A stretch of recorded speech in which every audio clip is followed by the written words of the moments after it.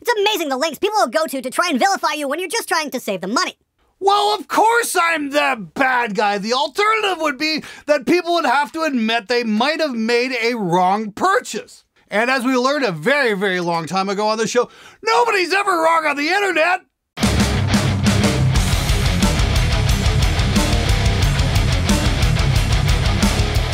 Hey everybody, it's the weekend! Yes!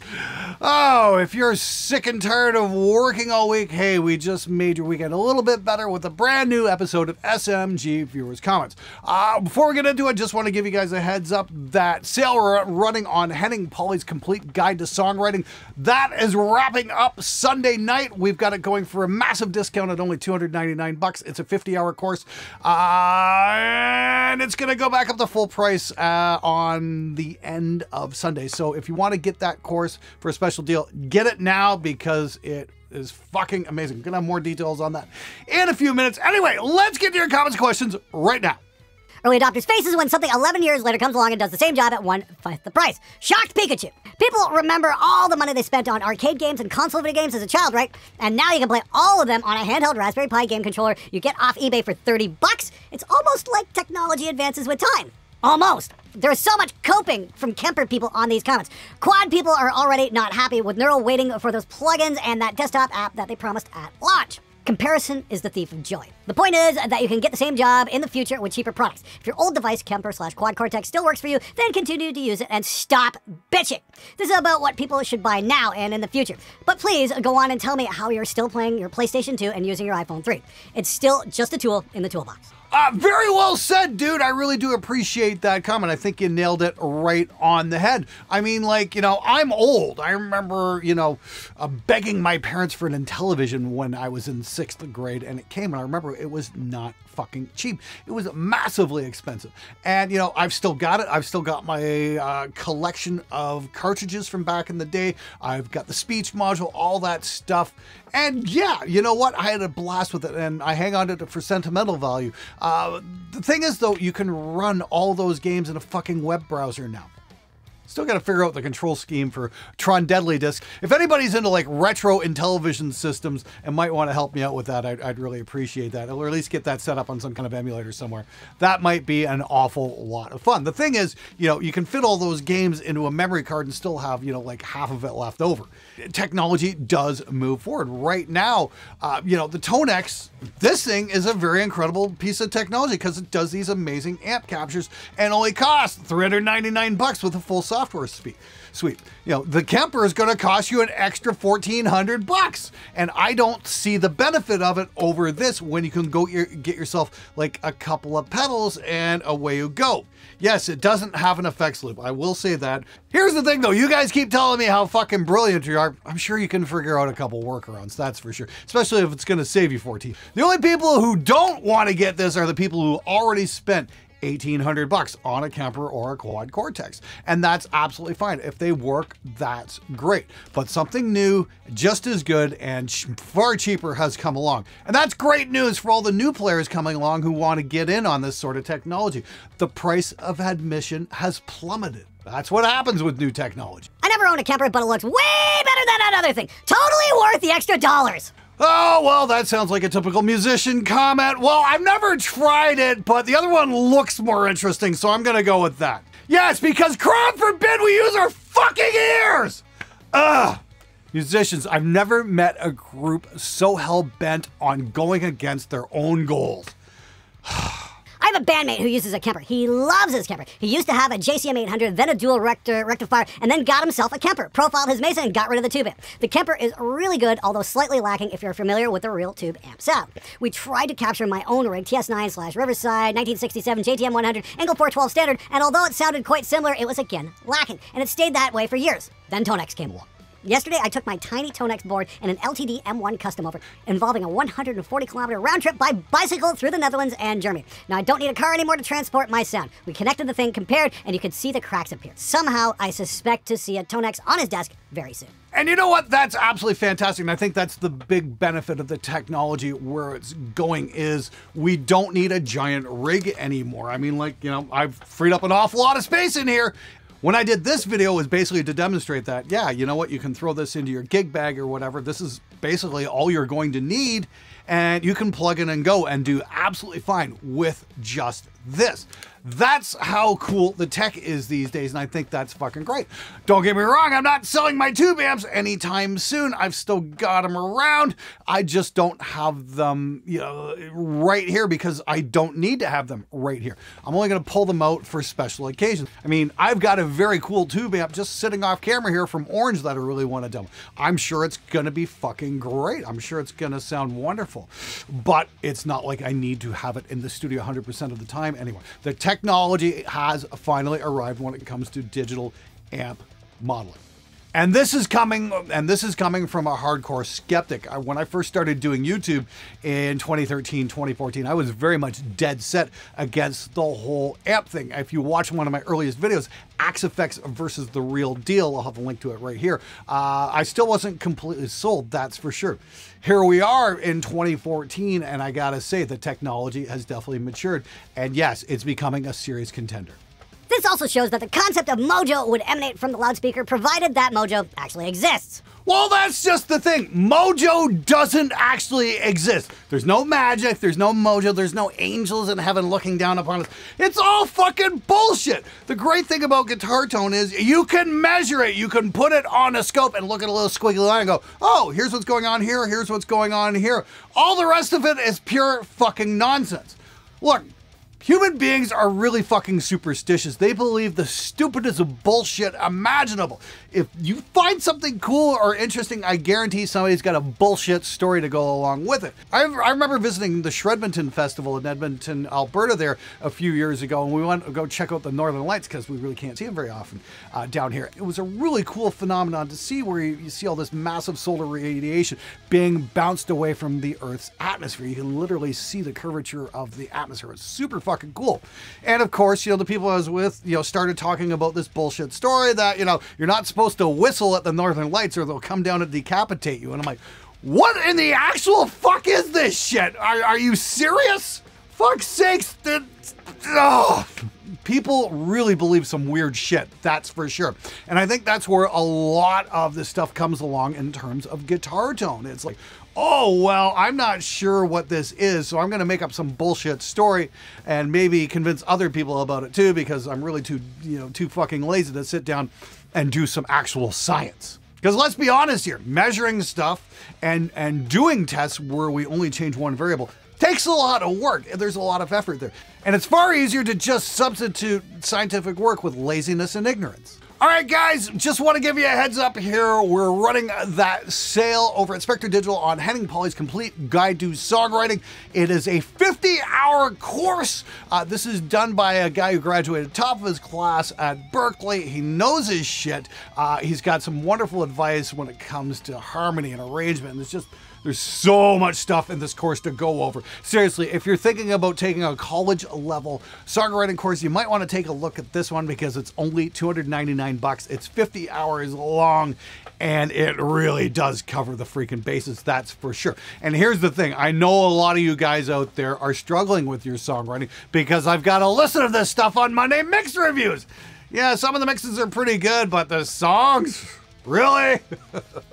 There's more to songs than just a collection of riffs. No, really. Okay. Harmony, melody, things that are repeatable, things that, you know, stick in people's minds. I mean, like even bad songs from the 70s, I'm thinking, I still can't get out of my head because they had catchy riffs. Anybody remember the night that Chicago died? Wow, not exactly the most rockin' piece of music, but, you know, here we are like 40 years later. I can still remember the melody of that and how that chorus went because it was well written. Can't say the same for a lot of the gent stuff I've heard on Monday Mix Reviews, that's for sure. I can't even count how many I'd remember on one hand. I think that says something an awful lot about the state of today's songwriting. Anyway, if you want to get some help, links in the description below. I'd recommend getting your hands on this before the price goes up to normal. Once again, sales ending Sunday night. Follow the link in the description below. Grab this course at a discount while you can. And now it's time for the Butthurt of the Week.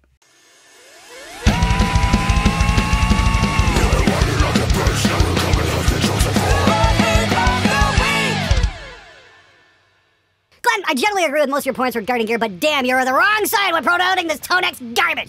Okay, you can get decent basic dry amps from, but their ecosystem, software, hardware, and community system support is abysmal compared to, let's say, the Fractal Audios. And don't forget, it's just an amp simulator with a lame-ass display. What about the effects? FAS has you covered on all fronts. That Tonex shit is like a toy. Nowhere near as useful for a working musician as an FM3, for example. Both in the studio, both in gigging environment. I'm not triggered by the fact that you promote garbage on every episode. It just gets tiresome. It's always so easy to spot the Fractal fanboys, isn't it? Yep. This is just complete garbage. Don't pay attention to that video where I just shot this out against the Kemper and the Quad Cortex. No, don't pay any attention to that at all. Just make sure you listen to Mr. Houston because he definitely has your best interests at heart. And yes, you're right. The effects support isn't all that great on this. You should definitely spend the extra $1,400 on the Fractal because you can't get chorus or delay or anything like that for super cheap anywhere else. Cool, but if you consider the lack of delay in chorus, there's a good $700 to $800 for those two pedals, plus the cables of 1/4-inch XLR $100. Then you have $1,200 to $1,300. Are you fucking brain dead? $400 for a chorus pedal? Another $400 for a delay pedal? Dude, what in the fuck kind of drugs are you taking? Kids, I'm telling you, stop sniffing glue or you're going to wind up like Blue Matrix. Hey asshole, did you even bother to check some prices on some chorus and delay pedals before you made that comment? Seriously, you can get a chorus and delay for $49 each at Sweetwater, and that's just at first glance. I'm sure you can find even cheaper on Amazon. Where do you get $400 a pedal from? Seriously, stop pulling figures out of your ass. Believe me, nobody wants to know. As for the cable, well, that's another $100. Seriously, shut the fuck up, please. Step away from a keyboard. You're definitely too stupid to be using the internet today. I love the honesty here. I can wholeheartedly agree that speakers do make a world of difference when it comes to the sound we perceive. All the other things are just adding to the tone. If you don't have a good bass to start with, it's never going to sound the way that you want. The Tonewood debate was over before it even started for me. I've seen so many guitars that sound awesome and are not made of any wood at all. Effects will change the sound, but if the bass tone is crap, the effects won't change the tone that much. Remember where we're hearing most of the sound come from? Most of the time, it's the speaker. You can get away with no speaker on acoustic guitars, but they're not the best for high-gain music. That's absolutely correct. Every little fucking minor adjustment you do to your guitar sound, every tweak of a knob, every pickup, every volume pot, everything goes through the filter of the speaker. That is the ultimate governor of your tone, and that's why it's so important to get a good speaker. Denial isn't going to change that fact. I've come to the conclusion that some people just can't dial in a good tone, which is why they keep saying that the speakers don't matter in a cab. Well, I think the deciding factor is not that they can dial in a good tone, but they've probably got shit speakers, and that's why they can't dial in a good tone. I mean, like if you guys cheaped out on your cabinet and you've got one of the cheaper Marshall ones, or say one of those really crappy Behringer ones from the early 2000s that were loaded with those really shitty Jensens, yeah, it doesn't matter what you do. You're not going to get a good sound out of it. Same with, say, maybe one of the original Sheffield cabs that came with the first run 5150s. Those speakers were just fucking horrible. They were impossible to mic up or make sound good. Here's the thing, you know, if you've got the speaker fighting you from the get-go, you're not going to have good fucking luck. That's for sure. I keep saying this, and you can accuse me of being a broken record, but until you motherfuckers smarten up, I'm going to keep saying it. And as that is, if you're looking to upgrade your tone, change your speakers first. It doesn't get any more simple than that. I had someone else pull the, well, if the amp doesn't matter, why can't I just set it to anything card on me when I told them speakers are the most important? People are so insistent on being mad about this that they just turn into complete idiots. Oh, I don't know how true that is. I've seen people turn into complete idiots just by putting a bass guitar in their lap. I love it when people throw around qualifying words like proper or legit when talking about guitar. Like, oh, I only use proper tube amps as a way to signal that they bought the expensive thing, and anything anyone else uses in the same category is somehow less than or not proper. Gotta love gatekeeping. Oh, dude, boy, can I ever tell you about something. You know, you want to see gatekeeping. Should have checked out the Gearsluts forum in the early 2000s. That was just beyond belief. Unless you had, you know, the ultimate George Massenburg mastering EQs and, you know, the Pro Tools system. Oh, your shit's just not good enough.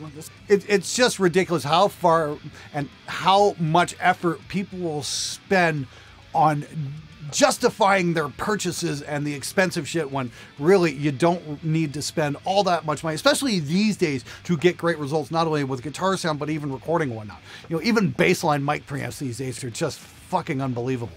And you know, a lot of people are throwing away a lot of money on maybe things that they don't need, especially, say, at the bedroom level. That's for sure. Hey Glenn, I'm curious. It's probably a really airheaded question, but if I were to change the speakers in a solid state amp like I were in a tube amp, would there still be a big tone difference? I'm sorry for the room temperature IQ in advance. I'm not really sure. Thanks in advance. Say metal.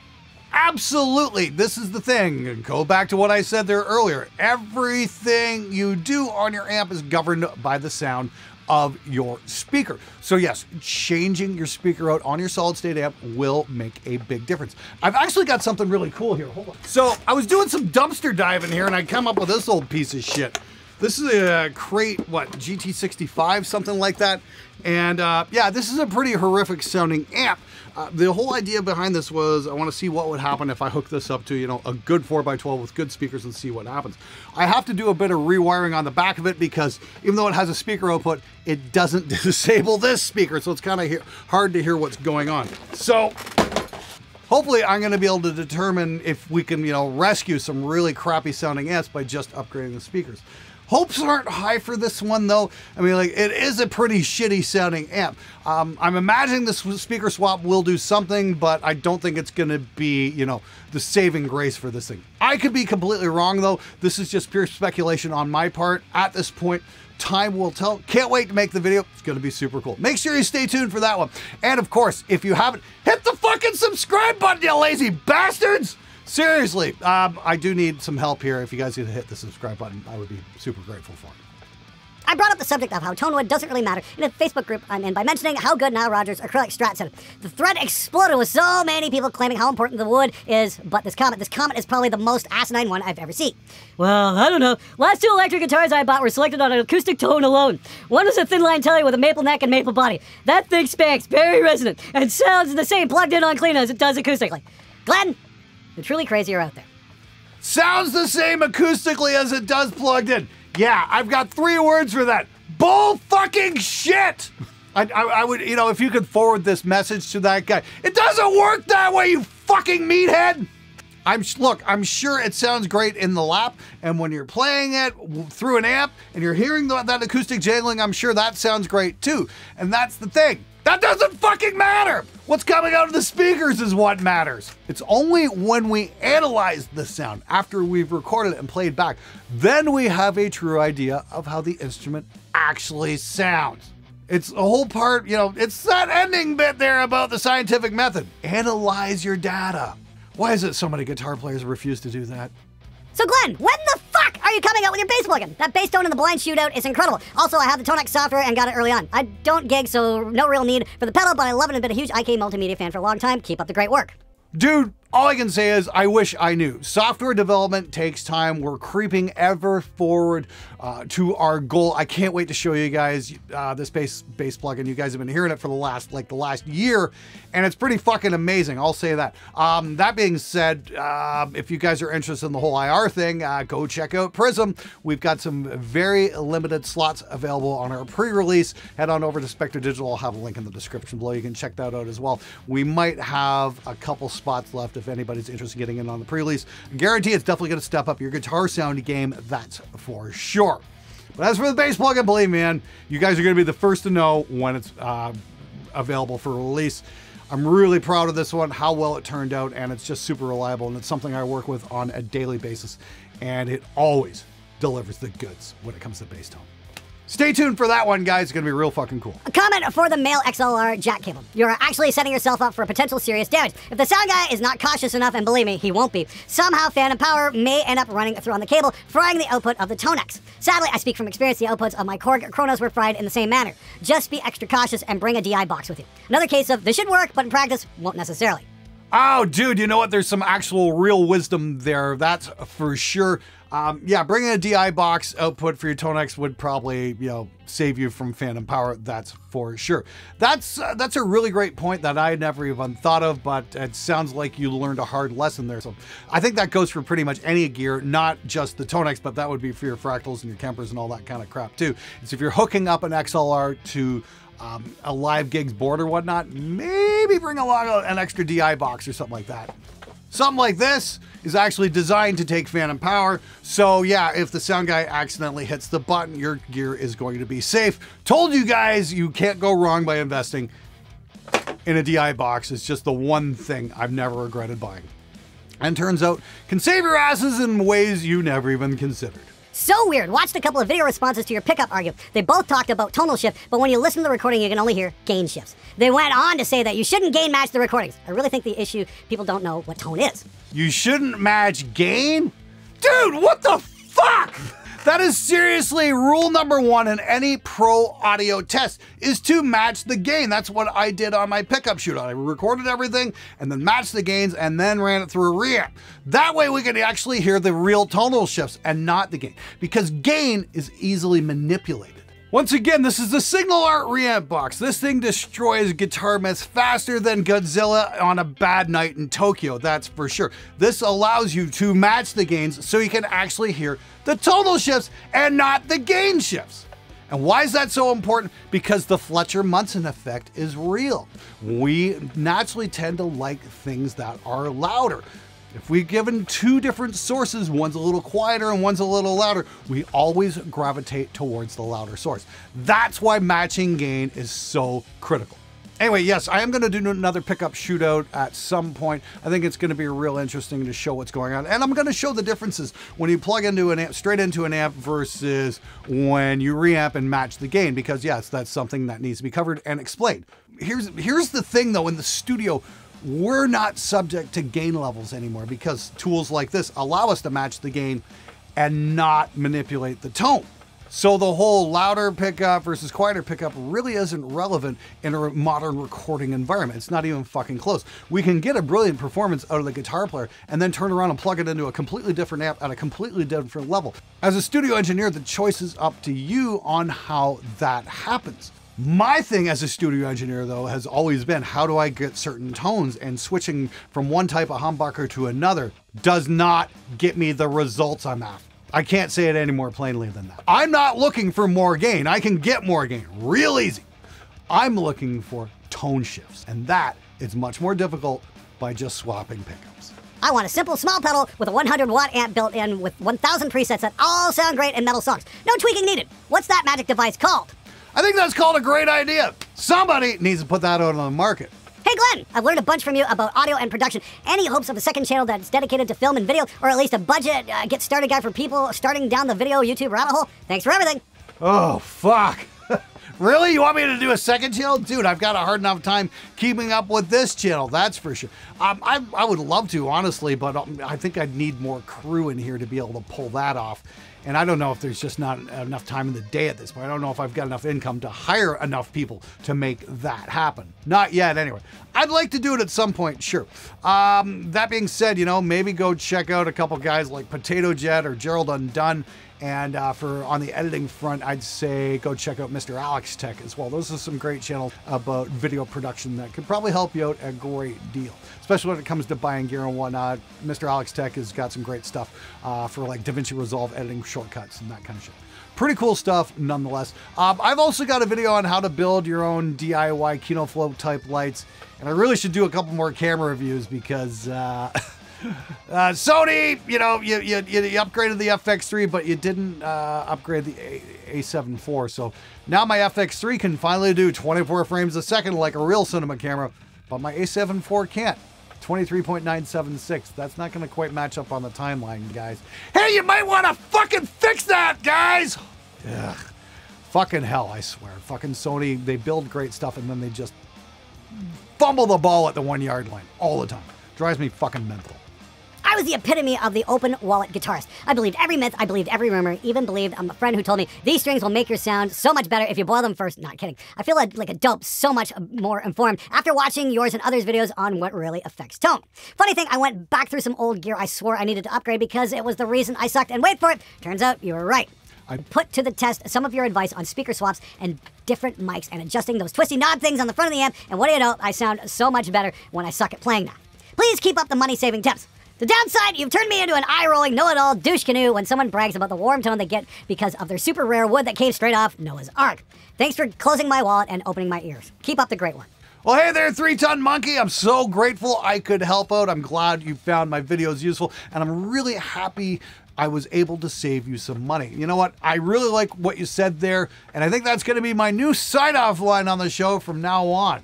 But before we sign off, I just want to give one more shout out to the Henning Pauly songwriting course. Once again, it's only going for $2.99. It's available at that price till end of day Sunday. So get in on the savings now. Once again, it's a 50-hour course on songwriting. Holy fuck, that thing is huge. That's the only thing anybody's ever said that about Henning Pauly, that's for sure. But seriously, great job on that, dude. What a course. I've been starting to go through it, and it's comprehensive to say the least. If you need help with your songwriting, you need this course. Make sure you get it now. All right, guys, that's it for this episode. As always, keep those comments and questions coming because I love hearing from you guys. And as the last commenter said, hey, when it comes to this stuff, close your wallet and open your ears.